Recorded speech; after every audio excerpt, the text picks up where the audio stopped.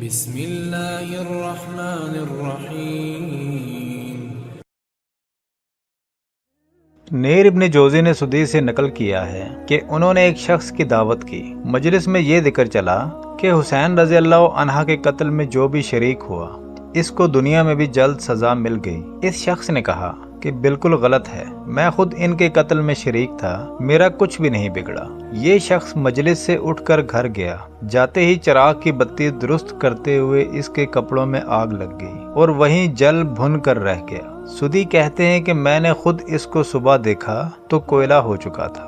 جس شخص نے حضرت حسین رضی اللہ عنہ کے تیر مارا اور پانی نہیں پینے دیا، اس پر اللہ تعالیٰ نے ایسی پیاس مسلط کر دی کہ کسی طرح پیاس بجھتی نہ تھی، پانی کتنا ہی پی جائے پیاس سے تڑپتا رہتا تھا، یہاں تک کہ اس کا پیٹ پھٹ گیا اور وہ مر گیا۔